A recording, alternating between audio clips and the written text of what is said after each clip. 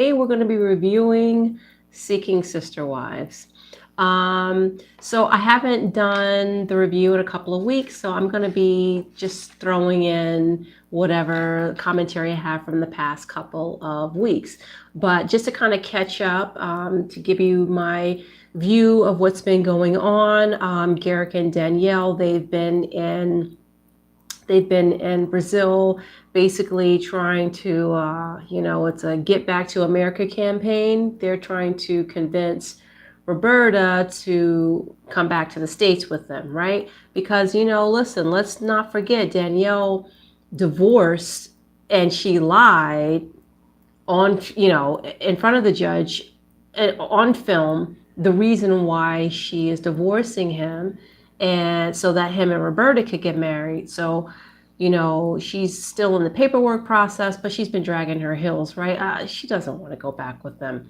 So now where we're at is Roberta is basically, I mean, Roberta, they hired the translators so that they can, speak Portuguese because I guess, I don't know, those translation apps, maybe they're not so good because, there seems to be a lot of miscommunication here. So Garrick is wanting her to come back, but Bert is saying, well, Garrick and Danielle. Danielle, she's a basket case. I mean, she's too much, right? Because she's she's kind of in on the evil, right? And she's trying to manipulate it so she doesn't get hurt even further. And I really believe that the reason that she wants Roberta to go back to the States is so that she doesn't have to risk losing Garrick to South America part of the year, right? So now, they've already met the mom and everything. It's so weird and creepy the way he calls her mom. Mom. Garrick is he's just such a freaking oddball, right? He's just weird. Not weird and, it is weird, in different kind of ways, but he's like weird in a not so good way. He really just creeps me out. He's all hunched over. He's always talking all this. What the hell are you saying? Speak up. Sit up, So let's see. So Bert told Danielle on the beach that she never wanted this whole Aaliyah situation, and this is what has her upset. So now that she finds out that that Bert and Aaliyah were intimate in the ways of kissing, she's like completely upset. And, I never wanted this to begin with. I don't kiss my friends. What's going on? This was not supposed to happen.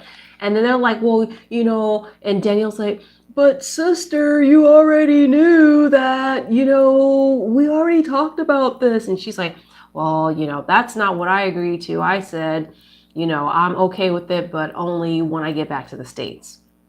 Now, I don't know if this is like one of the, a very elaborate, long played scam that Roberta has with them, or maybe just, maybe she just was intrigued in the beginning and she figured, okay, this could be a ticket out of the favela and I can have a different life and stuff like that. Or maybe just like after she got back, her people were like, you what? Come on, what? Like, we might wear bikinis down here, honey, but we don't get down with multiple partners. I think that was, a lot of the pressure that was probably coming from, friends and family about the relationship with Garrick and kind of Danielle, who, I don't know if that's really a relationship. She can't stand Danielle. You can't tell me anything different. So they have agreed to officially, okay, we're getting a ticket and it's going to be a one-way ticket. And, we'll see you in a month.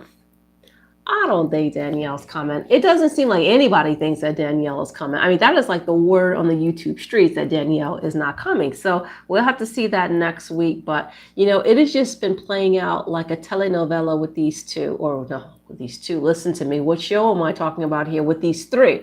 Right. So, I noticed that translator is like, she's gone. So now they're back to relying on apps that, seem to not be that efficient. So, all right, I'm done with them because I mean, I just think they're kind of boring. I didn't really want to see them return last year. You know, you could have brought back the Clarks before you brought back that couple. So, all right. So now we're going to get to Marcus and we'll just call Marcus and them. Okay, India and Taryn and Marcus. So Marcus has claimed on the previous episode that, well, Janae's still in contact and she's still flying down and, she's interested, but, I'm just not sure how I'm going to do this, but I'm still working on Bina and, let's see, what kind of coals I can get in the fire with Bina. I don't know if she's really serious about this. And, the thing that really kind of said a lot about him was the way that conversation he had with Bina. I don't know if it's Bina or Bina, when he basically said to her that he didn't appreciate her not disclosing her whereabouts to him when they had some phone conversation previously. And she's like, yeah, like, why do I need to tell you anything? Just the fact that this man has the audacity to think just because you have a certain anatomy does not give you the right to know the whereabouts of this woman who's really your friend, who I think you probably just got to agree to come on to this show. And I mean, are you serious? Like, are you really serious right now? You need to be worried about the two women that are in your house, let alone, these women all over the country that you apparently are flying in. Or how about this? Why don't you worry about your constituents? A lot of women in your constituency, okay? Worry about those voters. How about actually getting some work done and doing some good in your community instead of trying to be the community D, all right? He just disgusts me. I can't stand him. I really don't understand. And, he's just got nothing to offer. He doesn't even have a neck. And, what? Like, are you serious? Oh, he must be fire under the sheets. I just can't understand it otherwise. All right, so let's move over to Danielle. Oh goodness. So, sorry, I'm not Danielle. Oh no, yeah, her. Yeah, that's right. Because I forgot we have two Danielles on over. We have two Danielles on this show. So, the other Danielle. Blonde, well, they're both blonde. Young, we'll say young Danielle. Young Danielle with the glasses, with the Davises, and that, oof, just debauchery. And, oh, God. She meets up with her friend. And, this is, I think I kind of needed to see this because I was like, where is her crew? Like, where, like my friend, this guy I used to know back in New York, he was so funny. He used to be like, you ain't got no crew, like, like, where your crew at? You need a crew, you ain't got no crew. And he would like talk without moving his lips. You ain't got no crew. So that's what I think of when I see her. I'm like, where is your crew? Where are your people? Where's your tribe? Like, where's your family? And, they had proposed this commitment ceremony, which basically means she's signing on to take on everything. And come to find out, now a little sidebar here, this man, we already know what he's about. He's disgusting, right? He is just the scum of the earth. He is gross. He is just manipulative. He preys on the weak. Like, you will not find me over here defending anything that Nick has said or done. He's garbage. He's basically human garbage. Somebody like that. If you have somebody like that in your family, that's like he would be like I have a very shameful family member, and he we just don't talk about him because he's a shame. Like, we just want him to die with family history, and we don't mention him. He's like he was never even born, because some people shame their families to such a degree. And I guess we'll get to see a little bit of his family dynamic next week. But in the midst of all of this, we come to find out that Jennifer, her little pregnant ass, is still working while he is sitting around thinking all day. Because you know why? The experience of time is subjective. Are you serious? He took her up to this little clock tower. It looked like he took some roses from the the vase at the entrance of the damn establishment and just had somebody put it on the floor. I mean, it just looked cheap. And she's like, oh my God, it's so beautiful. I mean, this girl's self esteem, if it could be any more subterranean, I mean, it's just, it's, the bar is so low nowadays, like for what people will take in a partner. And it's just, I wanted to see an intervention with her, and we're not seeing it. So the friend was the closest thing we could get. So, the friend's asking her different questions about the dynamics of the relationship. And, of course, Danielle's feeling like, oh, I gotta really kind of defend this because, yeah, I guess it is kind of crazy. And, she's talking about the bed and like how everybody's in the same bed and they got to get this custom bed. And the friend's just looking at her like, what? Right? Wouldn't you all be looking at somebody? Can you imagine? All right. Can you imagine your friend calling you up and be like,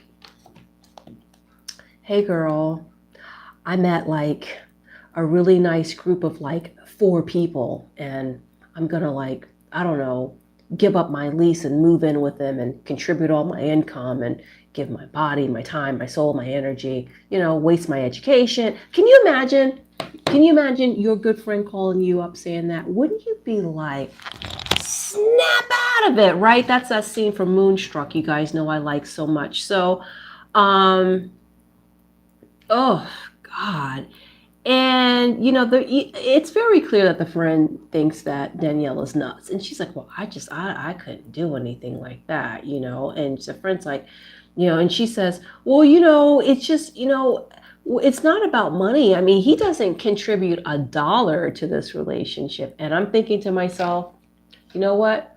I hope she's safe. That's just all I'm going to say. I hope she's safe because a comment like that, which we already know as the viewing audience is true, right? Because he says he doesn't work, but that's going to be played back and memes and things are going to be made and video reviews are going to be made just off of that statement alone. He doesn't contribute a dollar to this relationship. So for anybody who thought, oh, well, they're kind of laid back. I mean, they all seem to be kind of into it. No. It has been confirmed that there is no secret stash of money anywhere. He does not give anything, right? He just slings. Okay, if you know what I mean, you know where I'm going with that. So, she's like, yeah, I just love women and I love Nick. So I think, can I get along? Yeah, I love women. And you could see her and she's like blinking and she's like, she seems so flustered. And that's why I'm saying, like, where are her people? Why is no one there to come and help her and tell her, listen, he's a wolf in sheep's clothing. Maybe you're not really just seeing it. You're too young. I mean, she's so young. She's so young. If that's for my family member, oh, honey, we would have to do some escaping polygamy TLC in the middle of the night, put you in the back of the car and drive off to the next county type situation because she's stuck, psychologically she's stuck because, the way that she reacted when, this whole commitment ceremony proposal went down the week before, it was like she had never been even, it looked like nobody had even held her hand before, told her that she was pretty, or, just it looked like she never received any kind of validation.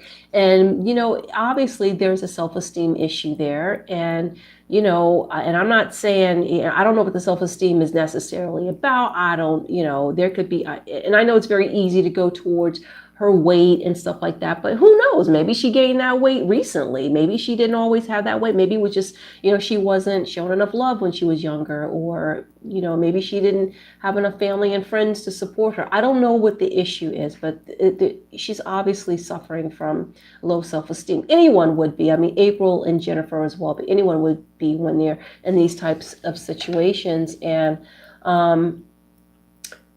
the thing about these shows that when they have the friends, that show up and they know, it's kind of crazy and something they would never do and they don't agree to it and stuff like that. The friends never seem to be like like, you know what I mean? Like, as the kids say it from your chest, right? Like, they're never like, girl, what the hell is wrong? They're always like, okay, well, it's like this uncomfortable, really pleasant conversation. And, these people are not on board with this, but for some reason, they seem to be like, maybe they feel if they're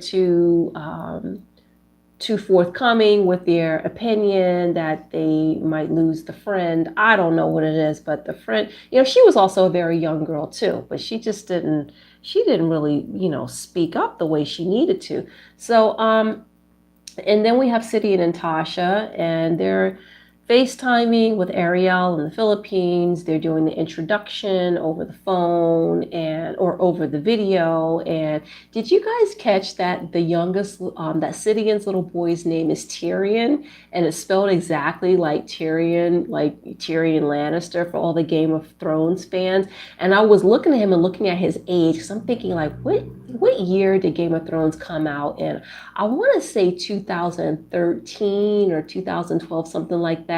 And that kid definitely seems younger than that. So I wonder if he named his kid after the Game of Thrones. But they're a very alternative kind of family. So that I guess I wouldn't be a big surprise. But did you guys catch that too? And if you had the closed caption on, you could see it was spelled Tyrion, just like Tyrion Lannister. But anyway, so yeah, so the kids, seem to be okay with Ariel online and everything like that. And then they're explaining that she's not going to be coming for a while, so they're just going to try to get to know her the best they can, in the meanwhile. But I don't know. I feel like Tasha puts on a good face, but I'm not really. I'm not down with that. I think the element here.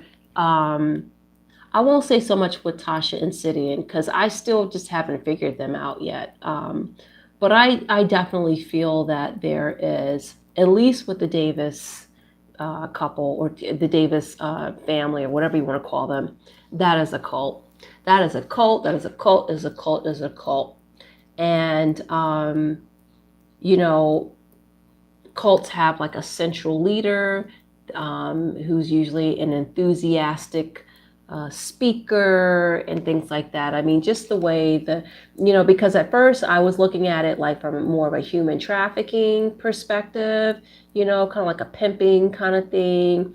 And the thing is that pimps can be very, we think pimps are dumb, but they're in the manipulation department, they can be so clever in their different tactics. So it's not always, the street corner, downtown in your local city or whatever.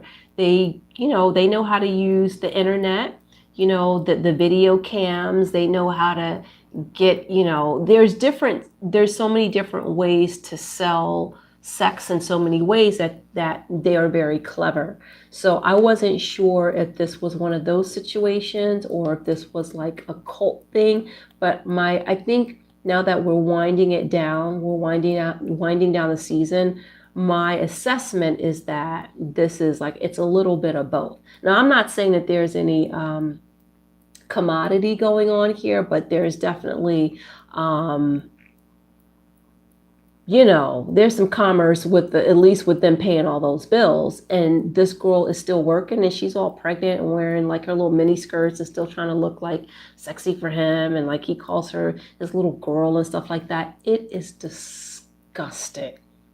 It is disgusting on such a level that I hope he gets like popped for like some kind of fraud or like some welfare scam or something. I hope him going on television and being bold enough to go on television, he's going to get caught up and the authorities are going to like open up a case, like the local, district attorney or something like that. Because I just, and nothing, but the thing is that, nothing has really come out, not yet, about him. Now, it just doesn't seem, he just can't be so squeaky clean, is all I'm saying. So we're going to see this scene next week with who he says Pop. So I'm assuming that's his dad. I don't know if that's going to be his dad or not, but if that's his father, and did you see how the dad was like, yeah, I know people are gonna be thinking, look at this black guy and with these white women and got them all mesmerized. And I was like, mm-hmm. Like, because it's just giving PIMP. That's just all it's giving, right? But the way that they sit there and they like allow